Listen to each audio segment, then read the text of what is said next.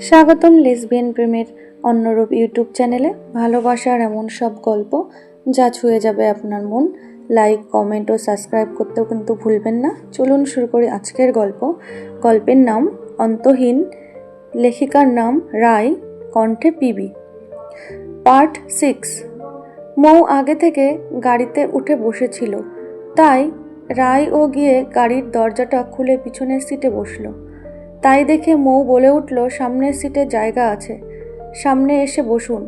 আমি কি আপনার ড্রাইভার যে আপনি পিছনে গিয়ে বসেছেন? আমার যেখানে ইচ্ছে হবে আমি সেখানেই বসবো। তোমার যেতে হলে চলে, না হলে বল, আমি নেমে যাচ্ছি। নেমে আর কোথায় যাবেন? সেই তো আমার ঘাড়ে এনে আবার ফেলবে। মৌ আমি ছাড়া যেন বাড়িতে আর কেউ নেই দেখে দেখে আমার সাথেই পাঠাতে হলো। রাই এই শুনে, আমারও কোনো ইচ্ছা নেই আর তোমার সাথে যাওয়ার। ঠিক আছে, শুধু ওখানে আন্টি ছিল আর দিভাইয়ের জন্য আমি আসতে বাধ্য হলাম, না হলে তোমার মতো মেয়ের সাথে কে যাবে? তোমার সাথে যার থেকে অচেনা লোকের সাথে যাওয়া অনেক ভালো। তা আপনাকে কি আমি পায়ে ধরে বলেছিলাম আমার সাথে যাওয়ার জন্য? সবাই মিলে তো সেই আমার ঘাড়েই ঝুলিয়ে দিল। আমি যখন এত খারাপ, তাহলে আমার সঙ্গে যাচ্ছেন কেন? যান না। আরে আরও তো লোক আছে, আপনাকে সেফভাবে নিয়ে যাবে। আপনি যদি সামনের সিটে এসে না বসেন, তাহলে আমি আপনাকে নিয়ে যাব না। আপনি একা যান। আমিও তোমার মতো মেয়ের সাথে, যার জন্য মরে যাচ্ছি না। অনু দূর থেকে দাঁড়িয়ে দেখছি যে ওরা এখনো যায়নি, তাই সে কি হয়েছে দেখবার জন্য গাড়ির দিকে এগিয়ে গেল। আর সেই সময় রায়ও গাড়ির দরজা খুলে বাইরে বেরোলো। আর বের হতেই অনুকে সামনে দেখতেই পেয়ে বলল, আমার কোনো কিছু লাগবে না, আমি যাব না ওর সাথে। কেন? কি হলো আবার সেটা ওকে জিজ্ঞাসা কর অনু। এবার সামনের দিকে এসে মৌকে জিজ্ঞাসা করলাম, কি হয়েছে তোমার? এখানে এখনো যাওনি কেন? দাঁড়িয়ে আছো? আরও কেউ আসবে? মৌ, না বৌমণি, আমার বোনকে জাস্ট বলছি পিছনের সিটে না বসে সামনের সিটে এসে বসুন, তাই উনি রেগে চলে যাচ্ছে। আমি কি ওনার ড্রাইভার যে সামনে জায়গা থাকতে পিছনে কেন বসবে? রাই, আমার যেখানে পছন্দ আমি সেখানেই বসবো। তোমার নিয়ে যাওয়ার হলে যাবে, না নিয়ে যাওয়ার হলে যাবে না। এমন ভাব দেখাচ্ছে যেন আমি ওর সঙ্গে যাবার জন্য মরে যাচ্ছি। মৌকে বলেছে আপনাকে যাওয়ার জন্য, আপনি যান একা। অনু, উফস, তোমরা কি শুরু করলে বলো তো? আর রাই, তুইও নয় ছোট, তুই তো কলেজের টিচার, তা তুই এমন বাচ্চাদের মতো ঝগড়া করছিস ওর সাথে? রাই, হ্যাঁ, আমি তো সব কিছুই করি, তুই তো শুধু আমাকেই দেখতে পাস। ওফ রায়, ঝগড়া না করে চুপচাপ সামনের সিটে গিয়ে বস। রাই, না, আমি যাব না ওর সাথে। রাই আর একটাও কথা না বলে, ও ঠিকই তো বলেছে, তুই বা পিছনে কেন বসলি? সামনে সেটাতেও তো জায়গা আছে। তাই আর একটাও কথা না বলে চুপচাপ দুজনে যা, আর কোনো ঝগড়া নয়। রায় কিন্তু অনু রায়কে থামিয়ে দিয়ে, ব্যাস, আর একটা কথা না। এবার কিন্তু আমি বাপিকে ডাকবো। অজ্ঞতা রায় আর কি করবে, বাধ্য হয়ে সামনের সিটে গিয়ে বসে পড়ল।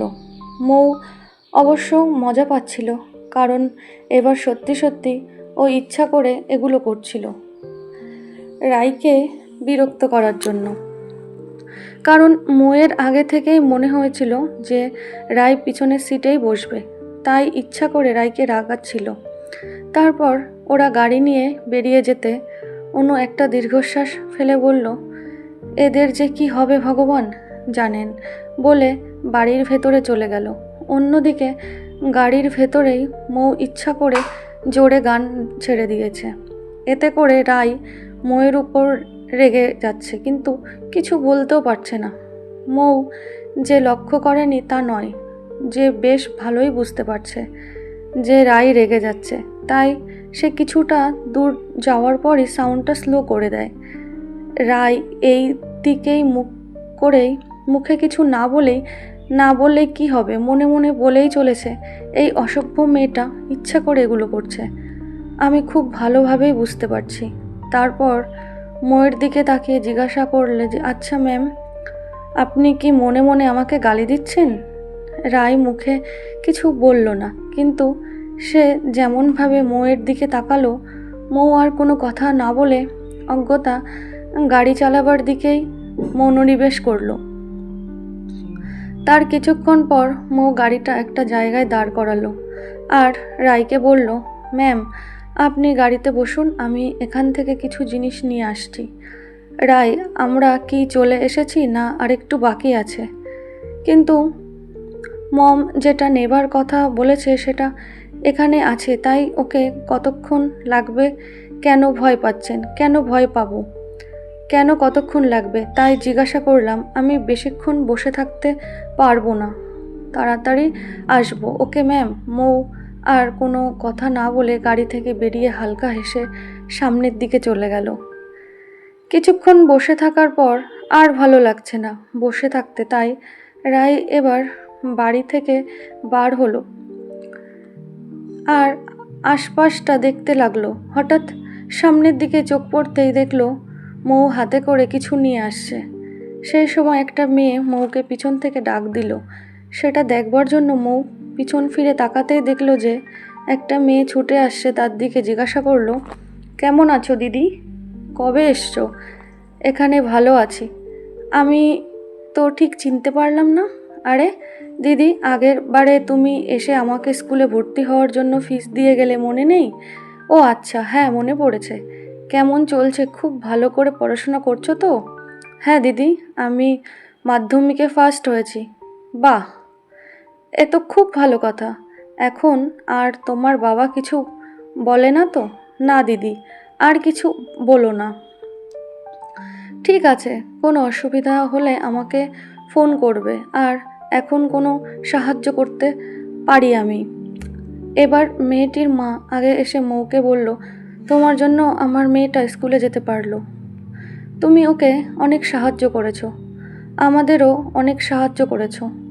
সে চাই না শুধু তুমি আমাকে আশীর্বাদ করো, ও যেন তোমার মতো একজন ভালো মনের মানুষ হতে পারে। না না আন্টি, এমন কথা বলবেন না। আপনাদের সাহায্য করতে পেরে আমারও খুব ভালো লেগেছে। কোনো অসুবিধা হলে আমাকে জানাবেন।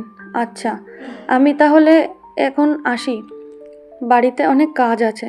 দাদা ভাইয়ের এঙ্গেজমেন্ট তো, তা আচ্ছা ঠিক আছে, যাও। দিদি তুমি এখন থাকবে তো? হ্যাঁ, এখন আছি 1 সপ্তাহ। মৌ, আচ্ছা ঠিক আছে, এর মধ্যে একদিন আমি দেখা করে যাব তোমার সাথে। আচ্ছা দিদি, আসছি, ভালো থেকো। এতক্ষণ রায় ওদের সব কথা শুনছিল, কারণ মৌ তো গাড়ির কাছাকাছি চলে এসেছিল, যার ফলে রায় বাইরে ছিল, তাই তোদের মধ্যে সব কথাই সে শুনতে পেরেছে। সে যাতে মৌ না দেখতে পায়, তাই আবার আগের মতোই এসে বসে পড়েছে।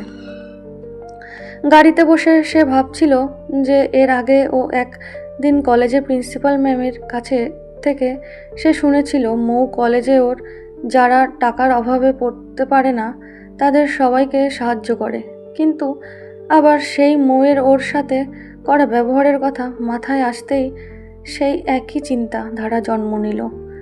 যে মৌ সব কিছু লোক দেখানো করে সবার কাছে ভালো সাজার জন্য, ওই কথাই আছে না, মানুষ যদি একবারও ভুল করে সে 1000টা ভালো কাজ করলেও সেই খারাপ কাজটার কথাই আগে আসবে। সে যে কিছু ভালো কাজ করেছে সেটা তো আপনারা চোখে পড়বেন না, সে যে খারাপ কাজ করেছিল সেটাই নিয়েই পড়ে থাকবে। তাই রায়েরও হয়েছে একই অবস্থা, চোখের সামনে সব দেখেও বোঝার চেষ্টা করছে না। তাই রায় মনে করে নিয়েছে যে মৌ ভুল মানে ভুল, সে ভালো কোনো কিছু করতেই পারে না। যাই হোক, তারপর মৌ গাড়িটা মার্কেটের এক পাশে এনে থামলো আর রায়কে উদ্দেশ্য করে বলল, ম্যাম আপনার সব প্রয়োজনীয় জিনিসপত্র এই মার্কেটে আছে, আপনার কি লাগবে আপনি গিয়ে নিয়ে আসুন, আমি গাড়িতেই অপেক্ষা করছি। রায় আর কোনো কথা না বলে সোজা গাড়ি থেকে নেমে চলে গেল। মৌ এই ফাঁকে পকেট থেকে একটা সিগারেট বের করে তারপর একবার সামনের দিকে দেখে নিও রায় সেখান থেকে গিয়েছে কি না, তারপর সিগারেটটা ধরিয়ে টান দিতেই শুরু করলো। কিছুক্ষণের মধ্যেই রায় তার সমস্ত জরুরি জিনিসপত্র নিয়ে চলে আসলো। এসে দেখলো মৌ কিছু লোকজনের সাথে কথা বলছে। রায় এসেছে দেখে মৌ তাদের সাথে কথা বলা শেষ করে রায়ের থেকে সব প্যাকেটগুলো নিয়ে গাড়ির পিছনের সিটে রেখে গাড়িতে বসলো। রায়ও গিয়ে বসলো। তারপর মৌ রায়কে জিজ্ঞাসা করলো, আপনার সব জিনিস পেয়েছেন? রায় বলল, সেটা তোমাকে ভাবতে হবে না। তারপর মৌ বিড়বিড় করে বলে উঠল, সব সময় মুখ খুললেই যেন নিম পাতার রস, মনে হয় ওর সব সময় মধু দিতে ভুলে গেছে হওয়ার সময়, তাই মুখ খুললেই শুধু তেতো বের হয়। কি বিরক্তকর মানুষ। তারপর সারা রাস্তার কেউ কোনো কথা বলল না। কিছুক্ষণের মধ্যে তারা বাড়ি পৌঁছে গেল। তারপর অনু ওদের আসতে দেখে জিজ্ঞাসা করলো, কি সব কিছু কেনাকাটা হয়ে গেছে? মৌ, হ্যাঁ বৌমণি, আমার তো সব হয়ে গেছে। তারপর রায়ের দিকে তাকিয়ে বলল, অন্য কারোর হয়েছে কি তুমি জিজ্ঞাসা করে নাও, বলে প্রিয়ার সাথে চলে গেল। অনু রায়কে উদ্দেশ্য করে বলল, তুমি কি আবার কিছু বলেছিস তুই ওকে? তোর কি শুধু আমারকে দেখলেই তাই মনে হয়? বলে সোজা রুমে চলে গেল। গিয়ে সব রেখে ফ্রেশ হতে গেল। অন্যদিকে প্রিয়া মৌকে বলেছে, কিরে তোরা লাভ স্টোরি কতদূর আগলো? তোর লাভ স্টোরি পুরো একদম আস্ত একটা নিম গাছ, কথা বললেই শুধু তেতো বের হয় আর কিছু না। প্রিয়া হাসতে হাসতে বলল, তা ভালোই তো, সত্যি চিনি দিয়ে গুলে খেয়ে নিবি, হা হা হা। আপনারা ঠিক শুনেছেন। মৌ ফার্স্ট এর দিন যখন গেছিল তখনই রায়কে তার ভালো লেগেছিল, কিন্তু সেটা ভালো লাগা পর্যন্তই। তাই সে প্রিয়াকে বলেছিল, কারণ প্রিয়া জানতো মৌ মেয়েদের প্রতি ইন্টারেস্টেড। তাই তো কলেজে কত মেয়েরা মৌয়ের পেছনে পড়ে থাকে তো, কিন্তু মৌ কাউকে কোনোদিন পাত্তা দেয়নি। অনেক মেয়ে প্রপোজ করেছে, সে যাই হোক, এই বিষয়ে পরে আলোচনা করা যাবে। ওদের দুজনের কথার মধ্যে রীনা দেবী মৌকে বলল, তোমার ঠাম্মি ডাকছে, গিয়ে ঘুরে এসো। তাই তারা আর কোনো কথা বলল না। তারপর মৌ তার ঠাম্মির ঘরে গেল। গিয়ে দেখলো তার ঠাম্মি রকিং চেয়ারে বসে আছে। মৌ ঘরে ঢুকে বলল, বলো ডার্লিং, কি বলবে বলা যাক। তাহলে এতদিনে আমার কথা মনে পড়লো? তাহলে আরে ডার্লিং, আমি কি আমার গার্লফ্রেন্ডকে ভুলে যেতে পারি? আজকের মতো এইটুকু। আবার দেখা হবে পরের একটি গল্পে। যদি আমার গল্পটি ভালো লাগে তাহলে অবশ্যই কমেন্ট সেকশনে আপনাদের মতামত জানিয়ে দেবেন। ভালো থাকবেন, সুস্থ থাকবেন। Bye bye, take care.